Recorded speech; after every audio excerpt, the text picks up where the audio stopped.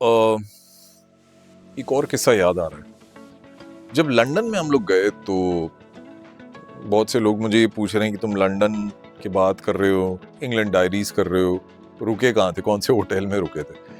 और बहुत expensive city है। और हम लोग बात कर रहे हैं 1989 की, जब टीम के साथ गए थे क्लब लीग खेलने। तो रायस्लिप करके एक जगह, वहाँ पे हम लोग रुके थे। और हर लड़का ना, मतलब ऑफ द फील्ड यही बताना चाह रहा था कि उसकी इंग्लिश दूसरे की इंग्लिश से बहुत अच्छी है। 3 दिन के बाद कुछ लड़कों का तो एक्सेंट ही बदल गया, अंग्रेजी एक्सेंट आ गया। How are you, what are you doing? लेकिन जब सर आते थे, गुरचरण सर, उनके सामने सब हिंदी बोलते थे। सर नमस्ते सर, सिपालगू सर। अब सर ने ये बोला था कि हर रोज उन्होंने ड्यूटी लगा दी कि हर रोज किसी ना किसी लड़के को खाना बनाना है। एक दिन मेरी ड्यूटी लग गई और मुझे कुछ नहीं आता था। अब मैंने अपने सीनियर से पूछा, और उस दिन एक सीनियर थे हमारे, वो बहुत अच्छा एक मैच खेले। हालांकि वो एग्जीबिशन मैच था, इंडिया की टीम थी, इंडिया पाकिस्तान का, जवाहरलाल नेहरू स्टेडियम में। उनका नाम है अतुल महिंद्रा। वो सीनियर थे। मैंने उनसे पूछा, भैया मैं क्या बनाऊं? भैया ने बोला, द बेस्ट थिंग इज तुम ब्रेड में मक्खन लगाओ, जैम लगाओ और अंडे उबाल दो, लड़के खुशी खुशी खाएंगे। कमाल है, अकेले बनाना पड़ेगा। लेकिन वो सर का एक तरीका था सेल्फ डिपेंडेंट होने का और बताने का कि how tough you can be. पहली बार वहाँ पे लड़के अपने कपड़े धो रहे थे। मुझे याद है कि जब टीम जा रही थी तो सब टीम के जो मेंबर्स थे, उनके जो पेरेंट्स छोड़ने आए थे, तो सर ने उनसे बोला था, हाँ चिंता मत करो, चिंता मत करो, ये जेल में बंद होने जा रहे हैं, वहाँ ऐश नहीं कर पाएंगे मेरे साथ। और वैसा ही हुआ। We came back as tough cricketers. तो वो अंडे उबाले और उसके बाद छिलने भी होते हैं, तो छिले जा रहे हैं। तो थैंकफुली एक दो सीनियर्स आ गए, तो उन्होंने बोला, आप कर लोगे, मैं आपकी हेल्प करूं? मैं कहा मैं कर लूंगा। तो फिर भी उन्होंने थोड़ा सा हेल्प किया मुझे।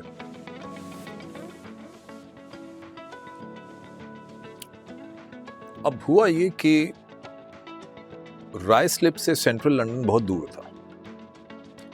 एक दिन प्लान बना कि लड़के लोग सेंट्रल लंदन जाएंगे घूमने के लिए, ऑक्सफोर्ड स्ट्रीट और वो जो इलाका वहां।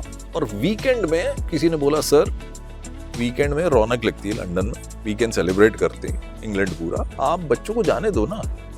सर ने भी बोला ठीक है, लेकिन सर बड़े स्ट्रिक्ट थे, उनका एक तरीका था बोलने का।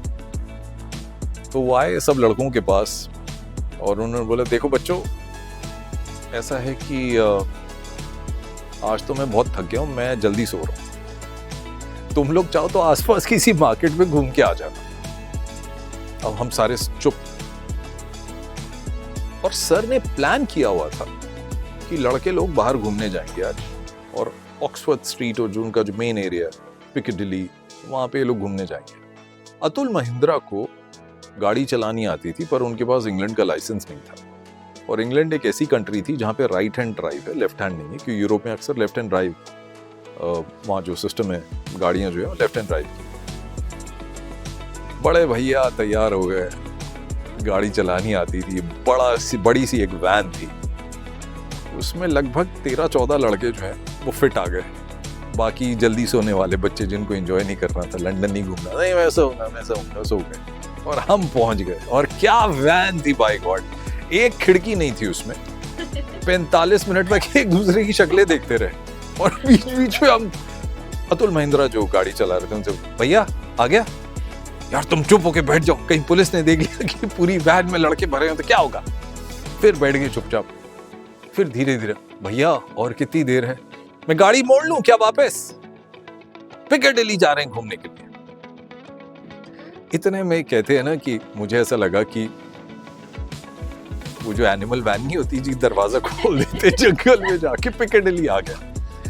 और आके दरवाजा खुला, खोलते ही क्या देख रहे हैं, भीड़ भाड़, खुशबू इतनी परफ्यूम्स की, हैपनिंग प्लेस लंदन की। उस भीड़ भाड़ में से कुछ लोग डर गए कि ये दरवाजे से कौन उतरा है, और सारे लड़के उतरे, जिनमें से 2 ने हवाई चप्पल पहनी हुई थी, और उतरे वहां पे।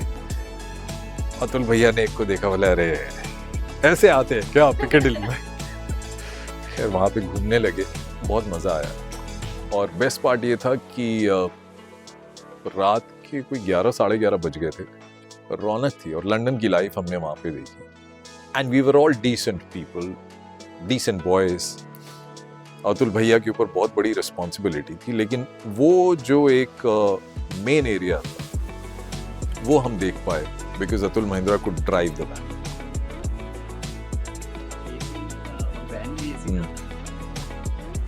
वैन में एसी था। यही होता है जब लंदन नहीं जाता ना कोई, वैन में एसी था। ठंडी कंट्री है, स्वेटर पहनना पड़ता गर्मियों में भी हिंदुस्तानियों को वहां पे, वैन में एसी था और किससे चलते रहेंगे। आप लोग एंजॉय करो।